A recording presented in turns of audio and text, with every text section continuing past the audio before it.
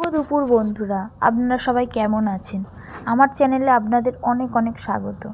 আজকে আপনাদের সঙ্গে আরেকটা নতুন রেসিপি আমি শেয়ার করব। এটা হচ্ছে মেথি পরোটা। মেথি শাক দিয়ে এই পরোটাটা আমি বানাবো।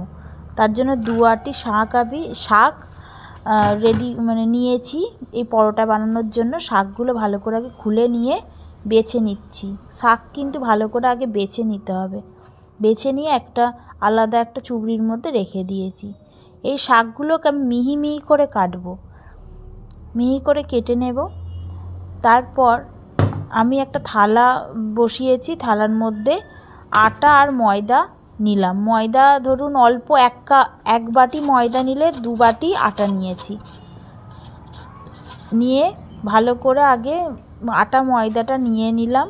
তারপর এর মধ্যে একটু মধ্যিখানটা ফাঁকা করে এর মধ্যে দিয়ে দিচ্ছি পরিমাণ মতো লবণ। পরিমাণ মতো লবণ দেওয়ার পর এর মধ্যে দিয়ে দেবো জোয়ান। জোয়ানটাকে একটু হাতের সাহায্যে এরকম ক্রাশ করে দিয়ে দেবো এর মধ্যে। তারপর এর মধ্যে দিয়ে দিচ্ছি চিনি, একেবারে অল্প চিনি দিলাম। কাঁচা লঙ্কা দিলাম। পরোটাটা এই রকম জিনিস দিয়ে খেতে আরও সুস্বাদু হবে। কাঁচা লঙ্কা মিহি করে কেটে রেখেছিলাম, আর পেঁয়াজও হাতের সাহায্যে মিহি করে দিয়ে দিলাম। পেঁয়াজ লঙ্কা মুখে পড়লে খেতে খুব সুন্দর লাগবে। আর দিলাম বেসন। বেসনটা দিলে না বেশ একটা আঠালো একটা টাইট ভাব আসবে, আর খেতে কিন্তু সুস্বাদু হবে। তাই একটু বেসন দিলাম, হাফ বাটি মতো বেসন দিলাম। ছোটো বাটির হাফ বাটি বেসন দিলাম। এরপর এর মধ্যে একে একে দেব হলুদ গুঁড়ো, 1 চামচ মতো হলুদ গুঁড়ো দেব, আর লঙ্কার গুঁড়ো দেব অল্প, আর জিরে ধনে একসঙ্গে গুঁড়ো করে রেখেছিলাম সেটা দিয়ে দিলাম। এরপর এর মধ্যে ওই যে পাতাগুলো, এই যে মেথি পাতাগুলো মিহি করে কেটে রেখেছি ওইগুলো দিয়ে দিচ্ছি। পাতাটা এর সঙ্গে মাখবো ময়দা আটার সঙ্গে। আগে ভালো করে দিয়ে দিলাম, তারপর আস্তে আস্তে করে মাখতে হবে। মাখার সময় আমি সাদা তেল যোগ করছি, সাদা তেল দিচ্ছি। এর আগে আমি কিন্তু সাদা তেল দিইনি, কিন্তু এখনই দিলাম। দিয়ে ভালো করে মাখছি। মাখতে মাখতে না অটোমেটিক শাক থেকে তো জল বেরোয়, অটোমেটিক মাখা ভালো সুন্দর হয়ে যাবে। আর পরিমাণ মতো জল দিতে হবে। যখন ধরুন একেবারে শুকনো হয়ে যাচ্ছে, মাখা যাচ্ছে না, তখন জল দেব। কিন্তু আগে আমি জল দিচ্ছি না। আগে ভালো করে শাকটা আটা ময়দার সঙ্গে আগে মিশিয়ে নিচ্ছি। তারপর যতটা লাগবে ততটা জল দেব। আপনারা উষ্ণ গরম জলও ব্যবহার করতে পারেন, আর ঠান্ডা জলও ব্যবহার করতে পারেন। এখন তো শীত পড়েছে, তাই হালকা উষ্ণ গরম জল দিয়ে ময়দা আটা মাখবেন। নরম হবে, ভালোও লাগবে, অসুবিধা হবে না, সফট হবে, খেতে খুব দুর্দান্ত লাগে। আগে ভালো করে আমি মিশিয়ে নিচ্ছি। মেশানো হয়ে গেছে। এরপর এর মধ্যে আমি অল্প অল্প করে জল দেব। একেবারে অল্প জল দিচ্ছি, যেরকম লাগবে সেই রকম। অনেকটা জল দিয়ে দিলে মাখাটা তো নরম হয়ে যাবে, তখন আবার ময়দা অ্যাড করতে হবে, না হলে আটা দিতে হবে। সব উপকরণ যেহেতু আমার সব দেয়া হয়ে গেছে, তাই যখনই আপনারা এইভাবে ময়দা মাখবেন অল্প অল্প করে জল দিয়ে মাখবেন, তাতে মাখাটাও ভালো হয়। ঠেসে ঠেসে মাখতে হবে, তাহলে নরম হবে, সফট হবে।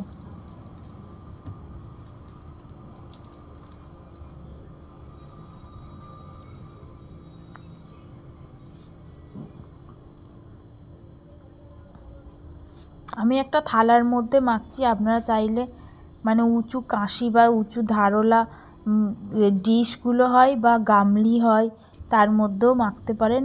তাতে মাখলে আরও সুবিধা হবে। কিন্তু এরকম ফ্ল্যাট জায়গার মধ্যে আটা ময়দা মাখলে কিন্তু মাখাটা ভালো হয়। ছোট জায়গার মধ্যে মাখলে যেরকম একটা অসুবিধা হয়, মাখতে অসুবিধা হয়। আমার থালাটা ঠিক আছে, ধারগুলো আরেকটু উঁচু উঁচু হলে আমার সুবিধা হয়, সে না হলে পড়ে যাচ্ছে নিচে। মাখা হয়ে গেছে। আস্তে আস্তে মাখতে মাখতে দেখবেন এই রকম মাখা হয়ে গেছে।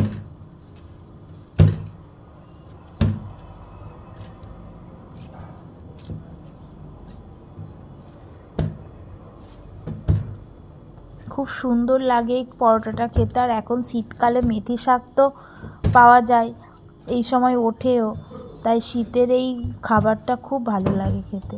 শীতকালে কত রকমের সবজি ওঠে, কত রকমের শাক সবজি, অনেক রকমের রেসিপি বানানো যায়, যেটা গরমকালে আমরা পাই না।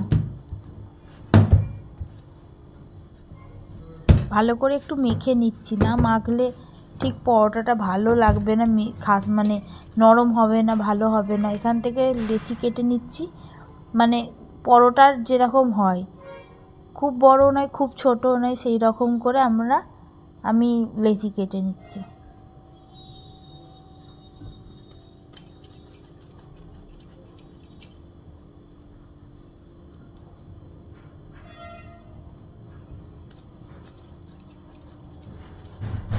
আপনারা যদি এর থেকে ছোট বানাতে চান ছোট বানাতেও পারেন, আবার যদি একটু বড় বানাতে চান তাও পারেন, কোনো অসুবিধা নেই।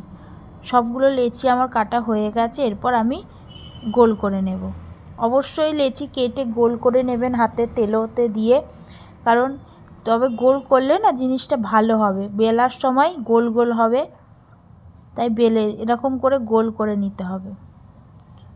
আমরা অনেক সময় তাড়াহুড়োর মধ্যে গোল করি না, ঠিক আছে গোল করতে হবে না, যেটা আমারও হয় এক এক সময়, কিন্তু গোল করে নিলে না আরও একবার হাতের সাহায্যে তো আমি প্রেস করে বেশ একটু ঠেসে নিচ্ছি, এতে আরও সফট হয়ে যায়, ভালো হয়।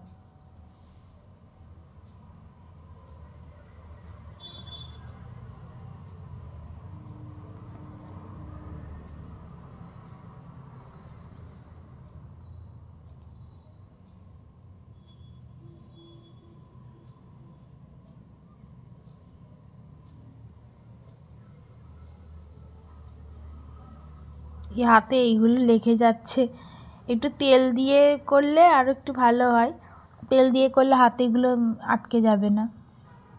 আমার আর হাতে তেল দেওয়া হয়নি, এমনি হাতের সাহায্যে এমনি গোল করে নিচ্ছি। তারপর একটা পিঁড়ে নিয়েছি, ওর মধ্যে আমি ময়দার গুঁড়ো দিয়ে পরোটাটা বেলছি।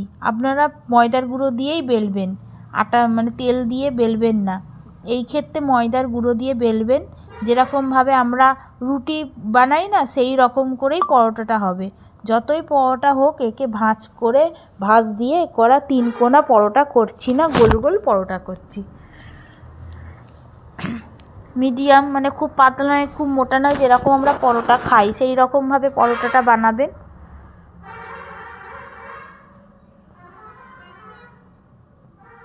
ময়দা দিয়ে বেললে কি হবে, পরোটাটা বেলাটা ভালো হবে, সেই জন্য পরোটাটা ময়দা দিয়েই আমি বেলছি।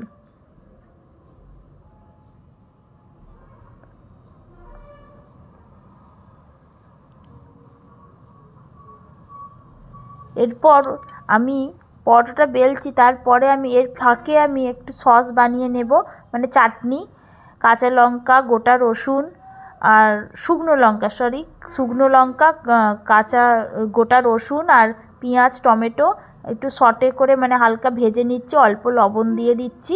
ওটা যতক্ষণ হচ্ছে তার মাঝে আমি একটু পরোটাটা ভেজে নিচ্ছি, মানে সস বানাচ্ছি, ঘরোয়া সস কিন্তু খেতে খুব ভালো হয়, খুব টেস্টি হয়। এই পরোটার সঙ্গে তরকারি ভালো লাগে না, সস দিয়ে রায়তা দিয়েই খেতে হয়। ওটা যতক্ষণ ভাজা হচ্ছে, আমি এদিকে সসটা বানাচ্ছি।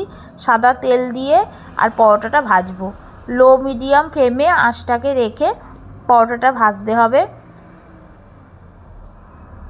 এরকম চারদিকটা চেপে খুন্তির সাহায্যে ভালো করে ভাজবেন, যাতে কাঁচা না থাকে।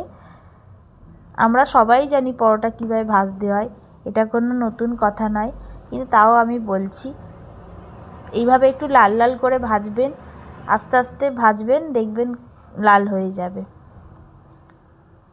যেহেতু ওর মধ্যে অনেক কিছু আছে, সেইগুলো ভালো করে না ভাজলে তো কাঁচা কাঁচা থেকে যাবে, তাই এইভাবে ভাজতে হবে। আর ওই সসটাকে আমি ওই যে আদা রসুন পেঁয়াজ ওগুলো ভাজছিলাম না, ওটা মিক্সিতে গ্রাইন্ড করে তার মধ্যে একটু কিষান কেচাপ আর একটু ড্রাই মানে রেড চিলি সস, যা কালার আনবে, এটা বানিয়েছি। আর তার সঙ্গে রায়তা সার্ভ করেছি, পরোটা আর রায়তা আর সস রেডি। দুর্দান্ত খেতে হয়েছিল বন্ধুরা, পরোটার সঙ্গে সস আর রায়তাই ভালো লাগবে।